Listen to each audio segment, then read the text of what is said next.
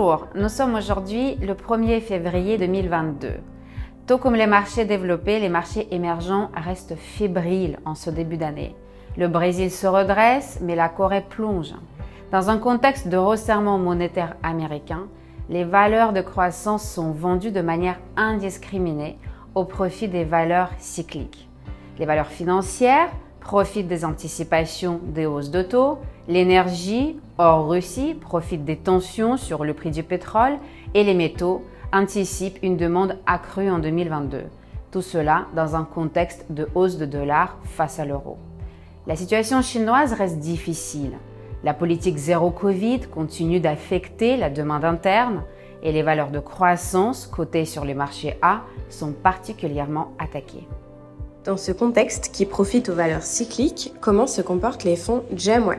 Comme vous le savez, nos fonds sont orientés croissance et visent à profiter de la hausse structurelle du pouvoir d'achat des populations émergentes. Aussi, la configuration boursière des 3 derniers mois nous est défavorable. La consommation discrétionnaire est le secteur qui affiche la moins bonne performance en 2021, moins 29% en dollars contre plus 15% pour l'énergie. En janvier, cet écart de performance augmente et accentue notre sous-performance. Nombre de nos titres comme Globant, SI, Mercado Libre, Alpargatas, Tektronix, NIO, Central Testing ou encore Longigreen perdent plus de 20% sur le mois. Le potentiel de rebond sur ces titres survendus nous semble substantiel à horizon 12 à 18 mois. Nos actifs restent relativement stables. Ils s'élèvent désormais à 1,7 milliard d'euros. On notera la hausse de GEM China qui s'affiche désormais à 120 millions d'euros, plus 20% par rapport au décembre 2021. À court terme, les vents contraires continuent d'affecter les marchés émergents ainsi que notre performance. Ralentissement chinois, crainte sur le taux américain, bruit de bottes autour de l'Ukraine, relations sino-américaines compliquées. Il faut néanmoins noter qu'au regard de la performance historique moyenne, les valeurs de croissance ont coutume de surperformer après une première hausse du taux américain. De plus, les marchés émergents s'affichent en général en hausse durant cette période-là. Dans ce contexte, comment sont positionnés les fonds GEM-Web?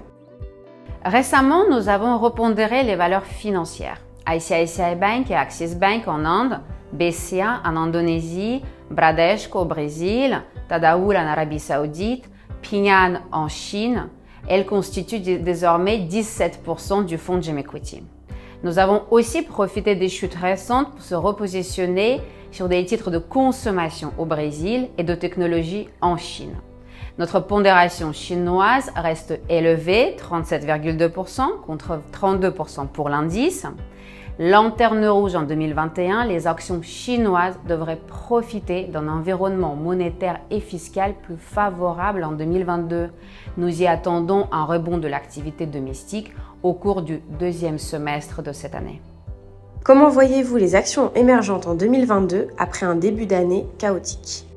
À moyen et long terme, le ciel va s'éclaircir. En Chine, bien sûr, avec un changement sur la politique monétaire et fiscale du pays. Ailleurs, les pays qui ont déjà resserré leur politique monétaire seront mieux armés face à la hausse des taux américains. Ils devraient voir leur inflation se stabiliser et leur consommation repartir. Nous sommes donc optimistes pour 2022. Nous vous remercions de votre fidélité et de votre confiance en ces temps difficiles et vous souhaitons une très bonne année du tigre.